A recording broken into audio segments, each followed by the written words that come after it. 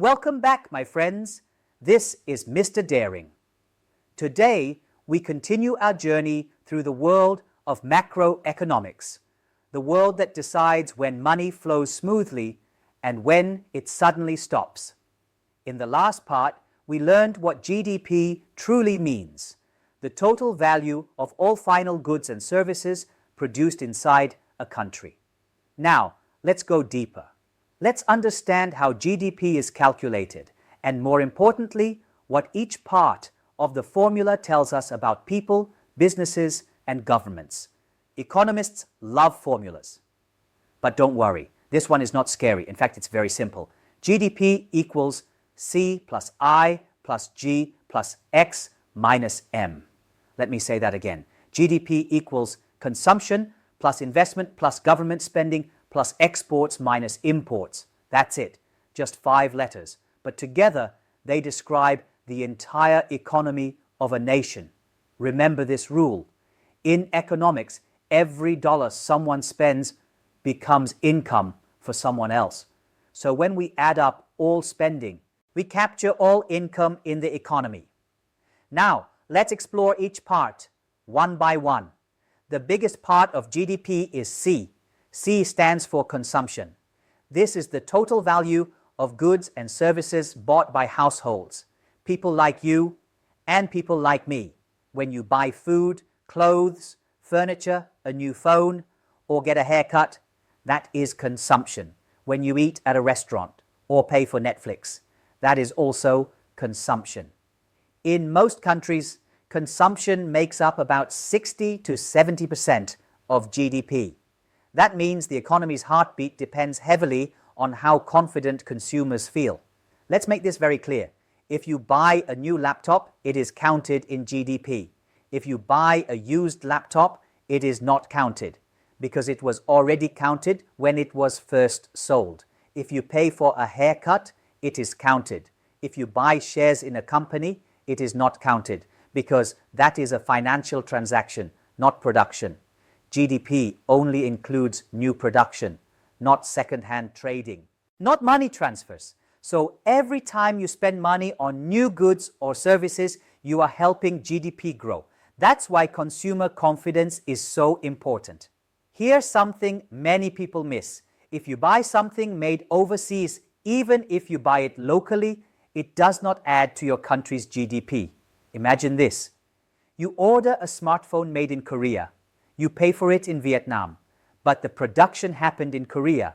So the value belongs to Korea's GDP, not Vietnam's. That's why imports must be subtracted later under M. We'll come back to this soon. Next comes I, investment. But be careful. In economics, investment does not mean buying stocks or crypto. Investment means spending money to create future production. This includes building new factories, buying new machines, constructing new houses or offices, increasing inventory. Imagine a furniture company builds a new workshop and buys modern equipment. That spending increases GDP under investment. Or imagine a family builds a brand new house. That also counts as investment. Why? Because new value is created. But if they buy an old house built years ago, that does not count. That is only a transfer of ownership. No new production happened, let's be very clear. Buying land and leaving it idle, not GDP. Buying company shares, not GDP. Speculative trading, not GDP. Those are financial activities. GDP measures production, not trading. So when you hear the word investment in GDP, think machines, buildings, and production capacity, not stocks, not crypto.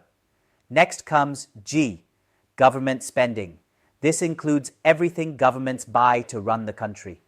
Building roads, bridges, hospitals, schools, paying salaries for teachers, doctors, and soldiers, buying medical equipment, building public housing. All of this counts as GDP because real goods and services are produced. Not all government spending counts. Pensions do not count.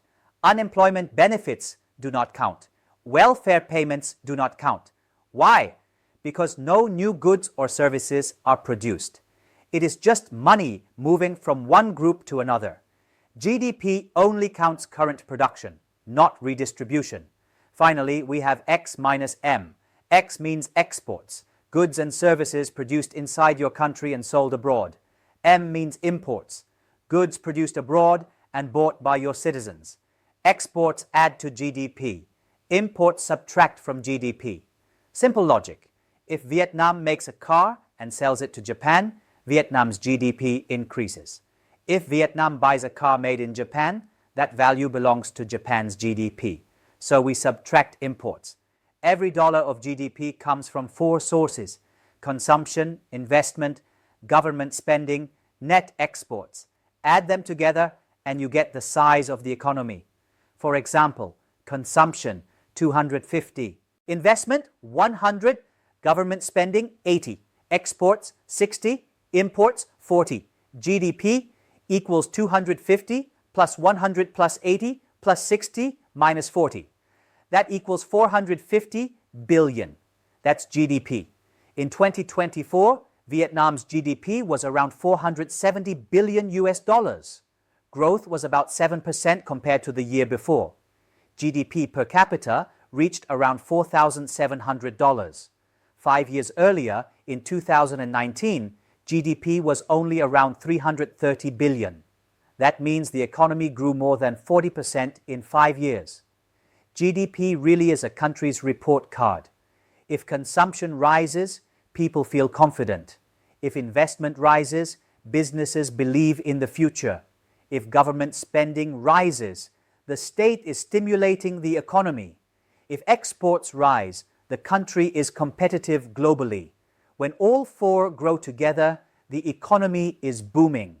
When they fall, a slowdown may be coming. Think of GDP as a map of money flow. Are people spending or saving? Are companies expanding or waiting? Is government investing or cutting back? Is the country exporting or importing more? When you can read this map, you see the direction of the economy before most people do. Two friends, Ben and Alex. Ben reacts emotionally. GDP up, he buys. GDP down, he panics and sells. Alex looks deeper. He sees why GDP changes. When GDP rises only because of government spending, he knows it may not last. He waits. When prices fall, Alex buys calmly. Alex wins, not because he is smarter, but because he understands the story behind the numbers. Once you understand GDP, you can anticipate markets. Government spending rises. Infrastructure stocks benefit. Investment rises. Real estate and finance benefit. Consumption rises. Retail and tech benefit. Exports rise. Manufacturing and logistics benefit. GDP becomes your investment compass. Nominal GDP includes inflation. Real GDP removes inflation. If GDP rises 10% but inflation is also 10%, real growth is zero. That's why real GDP matters more. GDP per capita is GDP divided by population. It helps compare living standards, but remember, it is an average. It does not show inequality or happiness. Ask yourself, which part drives growth in your country today?